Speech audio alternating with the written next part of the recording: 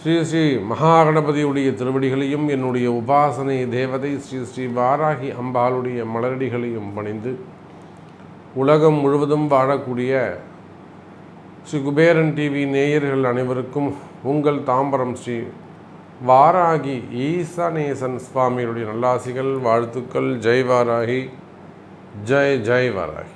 அன்பு நேயர்களே, ஜூலை மாத ராசி பலன்கள். இந்த ஜூலை மாதத்தை பொறுத்தவரையிலும் சனி பகவான் வக்ரகதியிலே இருக்கிறார். முக்கியமான கிரகம் சனி பகவான் வக்ரம். எப்பொழுதும் போல ராகு கேது வக்ரமாக இருக்கிறார்கள், வக்ரகதியில் இருக்கிறார்கள். மெயினாக குரு ராகு தொடர்பு. செவ்வாய் சுக்கிரன் இருவரும் ஒன்றிணைந்து பகையுடைய வீட்டிலே, சூரியனுடைய வீட்டில், அங்கே செவ்வாயும் சுக்கிரனும் ஒன்றிணைந்து சிம்மத்தில் இருக்கிறார்கள். பொதுவாக இந்த சிம்மத்தில் செவ்வாய் சுக்கிரன் அமைந்தால் அது எந்தெந்த டிபார்ட்மெண்ட்டுக்கெல்லாம் ஒத்து வராது அப்படின்னா, மெயினாக அரசியல்வாதிகளுக்கு அது ஒத்து வராது. பொதுவாக நாட்டிற்கும் அது அவ்வளவு சிறப்பு கிடையாது. எங்கேயுமே சரிதான். எப்படி ஒரு சனி செவ்வாய் சேர்க்கை ஒத்து போகாதோ அது போல் ஒரு கடுமையான தோஷமாக இருக்குமோ அதை போல் இந்த செவ்வாயும் சுக்கிரனும் இணையக்கூடாது. காரணம் என்ன? சுக்கிரன் கலத்தரக்காரகன், செவ்வாய் மங்களக்காரகன். ரெண்டு பேருமே மங்களத்தை, சுபத்தை குறிக்கக்கூடியவர்கள். அப்போது இந்த செவ்வாயும் சுக்கிரனும் சூரியனின் வீட்டில் இணைந்திருக்கின்ற பொழுது இந்த ஜூலை மாதத்தை பொறுத்தவரையிலே நாட்டிற்கும் சரிதான், வீட்டிற்கும் சரிதான், தேவையில்லாத கலகங்கள் ஏற்படும்.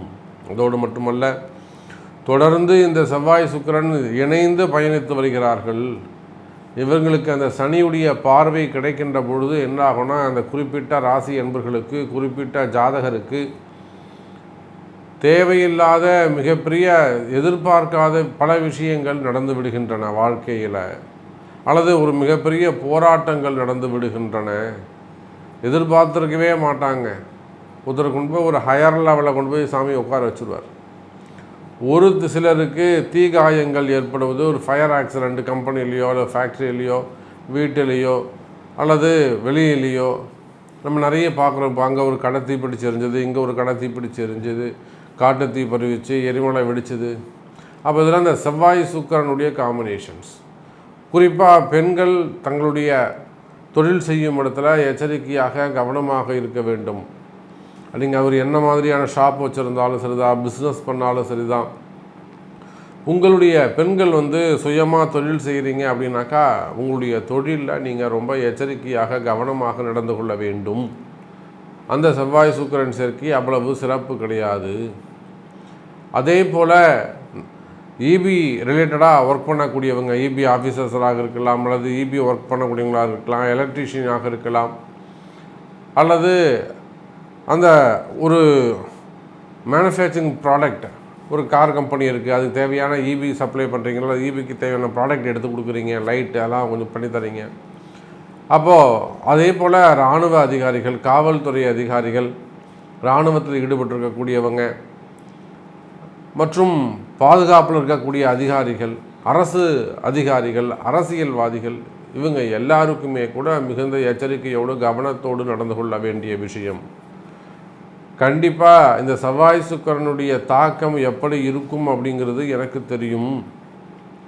எந்த அளவுக்கு அது பாதிப்பை ஏற்படுத்தும், ஒவ்வொரு ஜாதகருக்கும், குறிப்பாக உங்கள் ராசி அன்பர்களுக்கு எந்த மாதிரியான மாற்றத்தை அது ஏற்படுத்தி கொடுக்கும் என்பதை என்னால் அதை உணர முடியும். ஆகையினால் இந்த ஜூலை மாதத்தை பொறுத்தவரையில் மிகுந்த எச்சரிக்கையோடு கவனத்தோடு நடந்து கொள்ள வேண்டிய ஒரு விஷயம். அதுக்கு அடுத்தபடியாக பார்த்தீங்கன்னாக்கா அரசு அதிகாரிகள் ரொம்ப எச்சரிக்கையாக இருக்கணும். நீங்கள் என்னதான் ரொம்ப கஷ்டப்பட்டு ரொம்ப சின்சியராக ஒரு சீரியஸ்னஸோட ஒரு டெடிக்கேஷனோடு நீங்கள் ஒரு பயந்து வேலை செய்ய வேண்டிய சூழ்நிலை ஏற்படும். நாளைக்கு நம்ம பேரில் என்ன ரிப்போர்ட் சொல்லிடுவாங்களோ, நம்மளை எங்கே தூக்கி பந்தாடிடுவாங்களோ, நம்ம பேரில் ஏதாவது பழி வாங்கிடுவாங்களோ, அரசியல் பழி வாங்குதல், அரசியல் நெருக்கடிகள், அல்லது வஞ்சம் வச்சுருந்து கூட வேலை செய்கிறவங்களே கூட அவங்கள கவுத்து விட்டுடலாம். அந்த மாதிரியான விஷயங்கள். அது பெண்கள் உங்களுக்கு எதிரியாக, சுக்கிரன் இருக்காருல்ல, பெண்கள் உங்களுக்கு எதிரியாக வரலாம், இல்லை ஆண்கள் உங்களுக்கு எதிரிகளாக வரலாம். பெண்களாக இருந்தால் ஆண்கள் எதிரியாகவும், ஆண்களாக இருந்தால் பெண்கள் எதிரியாகவும் ஆப்போசிட்டாக க்ரியேட் ஆகி உங்கள் கூடவே இருந்திருப்பாங்க, க்ளோஸாக இருந்திருப்பாங்க. ஆனால் அவங்க மூலம் ஒரு தேவையில்லாத பிரச்சனைகள் ஏற்படுவதற்கும் அங்கே வாய்ப்புகள் இருக்கும்.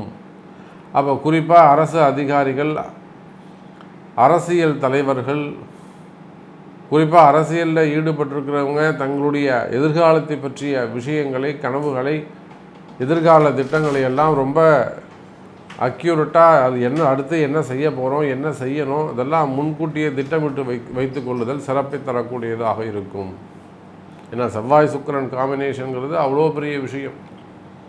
நிறைய இடங்களில் நம்ம பார்க்குறோம், அரசியல் கலகங்கள் ஏற்படுகிறது, அரசியல் குழப்பங்கள் ஏற்படுகிறது, வீண்பற்றி அவமானங்கள் ஏற்படுகிறது. அதே போல் ப்ரைவேட் ஜாபில் ஒர்க் பண்ணுறீங்க, நீங்களும் எச்சரிக்கையாக கவனமாக இருந்து கொள்ள வேண்டும். அப்போது அன்பு விருச்சிக நேயர்களே, இந்த செவ்வாய் சுக்கிரன் சேர்க்கை என்னதான் பாதகத்தை செய்யும் என்று சொன்னாலும், அதிலும் குறிப்பாக விருச்சிக ராசிக்கு இந்த செவ்வாய் சுக்கிரன் 4-10 அமைகிறார்கள்.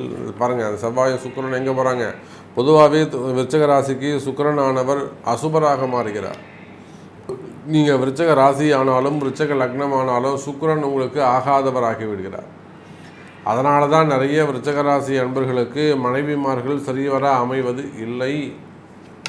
அது எவ்வளோ அத்திப்பூ பூத்தா மாதிரி ஒரு 10% அவங்க ஜாதகம் வலுவாக இருக்குமே ஆனால் நல்ல முறையில் குரு அந்த 7ஆம் இடத்தை குரு பார்ப்பாரே ஆனால் அவங்களுக்கு சப்போர்ட்டிவாக மனைவி அமைஞ்சிருவாங்க. ஆனால் எனக்கு தெரிஞ்சு ஒரு 80-90% விருச்சிக ராசி ஆண்களுக்கு மனைவி சரியாக வாழ்க்கை இல்லற வாழ்க்கையே சிறப்பாக அமையாது. காரணம் என்னன்னு கேட்டிங்கனாக்கா, சுக்கிரனானவர் 7-12க்கு உடையவனாக மாறி விடுகிறார். அப்போ விருச்சிக ராசி ஆனாலும் விருச்சிக லக்னம் ஆனாலும் இல்வாழ்க்கையில் அவங்களுக்கு பெருசாக ஈடுபாடுகள் இருக்காது. அவங்க எண்ணங்கள் பூரா பேர் புகழ்லையும் பெருமை அடைவதில் தான் அதிகமான நாட்டங்கள் நடுவாங்க. வெளியில் சந்தோஷமாக இருக்கணும்னு நினைப்பாங்களே தவிர வீட்டில் லிமிட்டாக இருக்கணும்னு தான் ஆசைப்படுவாங்க. வீட்டில் லிமிட்டாக இருந்துக்கலாம், வெளியில் போய் நல்லா சந்தோஷமாக இருக்கலாம், வெளியில் தெரியாமல் சந்தோஷமாக இருக்கலாம், ரகசியமாக சந்தோஷமாக இருக்கலாம். இதெல்லாம் விருச்சிக ராசியுடைய பழக்க வழக்கங்கள்.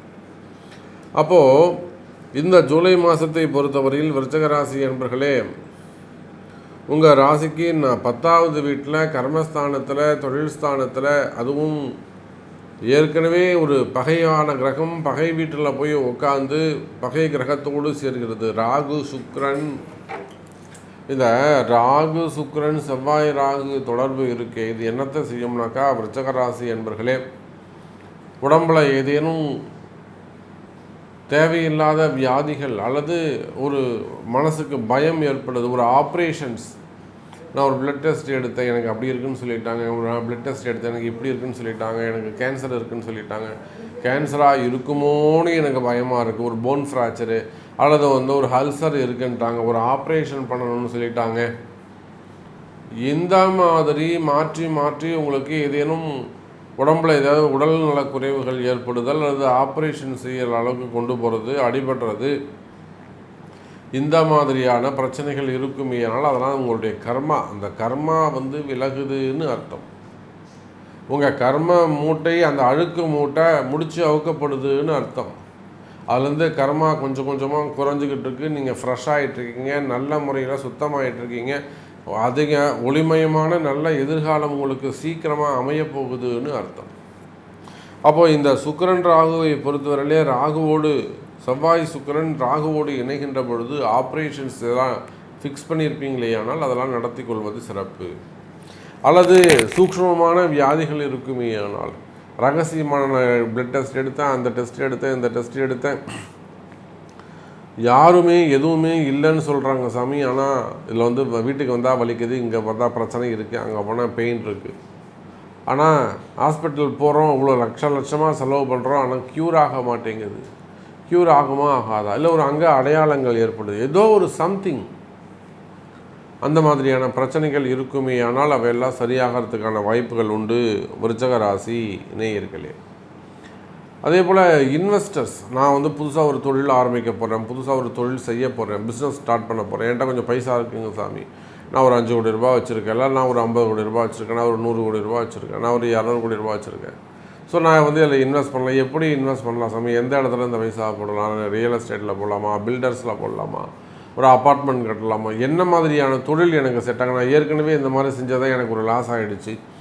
ஸோ நான் இந்த இடத்துல பார்த்தேன், எனக்கு அது அவ்வளோ பெஸ்ட்டாக இல்லை. இப்போ உங்களது பார்த்து எனக்கு சிறப்பாக இருந்தது சாமி. இப்போ நம்ம எந்த இடத்துல நம்ம இதை இன்வெஸ்ட் பண்ணலாம். அப்போ அதெல்லாம் உங்களுடைய பிறப்பு ஜாதகத்தை கொண்டு உங்களுடைய முதலீடுகள் எந்த இடத்துல செஞ்சால் நல்லது, இப்போ உங்களுக்கு என்ன தசா புத்தி நடக்குது, இப்போ கோச்சாரங்கள் எப்படி இருக்குது, என்ன சொல்லுது, அப்போ எந்த இடத்துல நீங்கள் இன்வெஸ்ட் பண்ணால் சிறப்பானதாக இருக்கும் என்பதை அறிந்து முதலீடுகள் செய்வது சிறப்பு. அதே போல் வராத பணங்காசுகள் இருக்குமே. ஆனால் நான் எனக்கு ஒரு 1 கோடி ரூபா வரணும், 50 லட்ச ரூபா வரணும், 1 லட்ச ரூபா வரணும், என்னை ஏமாத்துறாங்க, அதெல்லாம் ஒன்றும் கவலையே பட வேணாம். விருச்சிகராசி என்பவர்களே, உங்களுடைய பணங்காசுகள் உங்களுக்கு வந்து சேரும். வராத பணங்காசுகள் இருக்குமே. ஆனால் அது கூட வர வைக்கிறதுக்கு வழி உண்டு. எனக்கு $1 மில்லியன் வரணும், நிச்சயமாக அதுக்கெல்லாம் பூஜைகள் உண்டு, அதுக்கெல்லாம் வழிகள் உண்டு இருக்குது. அப்போ அதை பின்பற்றுவீர்களே ஆனால் வராத பணங்காசுகள் கூட உங்களுக்கு வந்து சேரும். தொழில் போட்டிகள், தொழில் எதிரிகள் இருப்பார்களே ஆனால் அவையெல்லாம் கூட சரியாகிறதுக்கான வாய்ப்புகள் உண்டு.